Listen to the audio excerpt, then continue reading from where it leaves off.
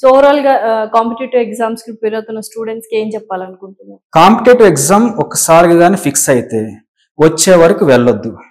కానీ వచ్చేటప్పుడు first step, నీకు మ్యాథ్స్ బాగా వస్తే మ్యాథ్స్ బేస్డ్ ఎగ్జామ్ వైపు షిఫ్ట్ అయిపోండి. మ్యాథ్స్ బాగా రాకపోతే గ్రూప్స్ షిఫ్ట్ అవ్వండి. ఒకవేళ మ్యాథ్స్ రాకపోయినప్పటికీ మీరు మ్యాథ్స్ బేస్డ్ ఎగ్జామ్ వైపు షిఫ్ట్ అయితే ఓకేనా, డైలీ హాఫ్ డే కన్ఫామ్ గా 6 hours మ్యాథ్స్ ప్రాక్టీస్ చేయండి. 1 hour డైలీ ఎగ్జామ్ రాయండి. మీరు కూడా వాళ్ళతో ఈక్వల్ అయిపోతారు. సర్టెన్ టైంలో కన్ఫామ్ జాబ్ వస్తుంది. ఈ పనులు అయితే చేయండి. ట్రిక్స్ నాన్ మ్యాథ్స్ వాళ్ళు ఎగ్జామ్ లో అప్లై చేయలేరు. ట్రిక్స్ వాళ్ళు చేయలేరు, మ్యాథ్స్ వాళ్ళు చేయగలుగుతారు. నాన్ మ్యాథ్స్ వాళ్ళు క్వశ్చన్ చూడగానే ఒక ఫోబియా వస్తుంది వాళ్ళకి. ఇంకా వారికి ట్రిక్స్ అని గుర్తే ఉండవు ఎగ్జామ్ హాల్లో. కాబట్టి వీరు నాన్ మ్యాథ్స్ అని ఫిక్స్ అయినప్పుడు నువ్వు first 2-3 steps of process concept నేర్చుకో. క్వశ్చన్ చదివితే ఆన్సర్ చేసే వే నేర్చుకోండి. థర్డ్ స్టెప్ నీకు ఎక్స్పీరియన్స్ ప్రకారం ట్రిక్స్ అవసరం అయితే చేయండి. మ్యాక్సిమం అవసరం లేకపోవచ్చు. ఆ పని అయితే చేయకండి. Starting loss అయిపోతారమ్మా.